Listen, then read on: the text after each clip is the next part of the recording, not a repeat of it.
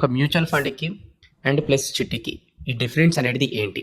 అయితే ఈ చిట్టీలు చూసి యాక్చువల్గా ఎస్ఐపి అనే కాన్సెప్ట్ వచ్చింది. నేను 2005-6 ఆ టైంలో మ్యూచువల్ ఫండ్స్ ఇన్వెస్ట్ చేసేటప్పుడు అప్పుడు ఎస్ఐపి అనేది లేదు. అప్పుడు ఎలా ఉండేదంటే నేను అప్పుడు ఫస్ట్ తీసుకున్న నా fund SBI Magnum tax gain, దాంట్లో నేను ఇన్వెస్ట్ చేశాను అనమాట. అప్పుడు నాకు ఎవరైతే ఇన్సూరెన్స్ ఇచ్చారో హెల్త్ ఇన్సూరెన్స్, ఒక మేడం అనమాట, ఆ ఏజెంట్ ద్వారానే మ్యూచువల్ ఫండ్ కూడా తీసుకోవాల్సి వచ్చేది. పైగా అప్పుడు ఎట్లా ఉండదంటే ఒక అప్లికేషన్ నింపి దాన్ని బై పోస్ట్ పంపించి కొరియర్లో, మళ్ళీ ఆ తర్వాత మనకు ఫండ్స్ అలాంటివి వచ్చేది. రిడెంప్షన్ కూడా ఎట్లా అనమాట, ఆ అప్లికేషన్ నింపి మాన్యువల్గా మళ్ళీ కొరియర్ చేస్తే అది వాళ్ళకి అందిన తర్వాత వాళ్ళు 6 రోజు అప్పటికే 3 రోజులు అయిపోద్ది. మళ్ళీ అప్పుడు నియమ ప్రకారం రిడెంప్షన్ చేసి మన బ్యాంక్ అకౌంట్ క్రియేట్ చేసేది అనమాట. సో ఇలా ఉండేది.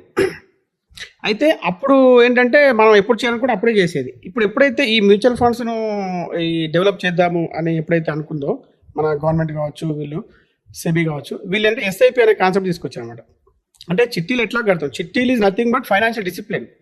ఇప్పుడు చాలా మంది మన అమ్మమ్మలు కానీ తాతలు కానీ వీళ్ళందరూ చిట్టీలు వేసుకోండి అని ఎందుకు చెప్తారంటే ఒక ఫైనాన్షియల్ డిసిప్లిన్ మా వాడికి అలవాటు అవుతుంది అన్న ఉద్దేశంతో. వాళ్ళు ఎప్పుడైనా కూడా మనం మంచిగా కోరుకుంటారు కాబట్టి నెల నెల ఇంత కట్టుకోమని చెప్తూ ఉన్నాను. సో ఆ కాన్సెప్ట్కి ఇది మోడర్న్ వెర్షన్ అనమాట. చిట్టీలకు మోడర్న్ వెర్షన్ మ్యూచువల్ ఫండ్స్.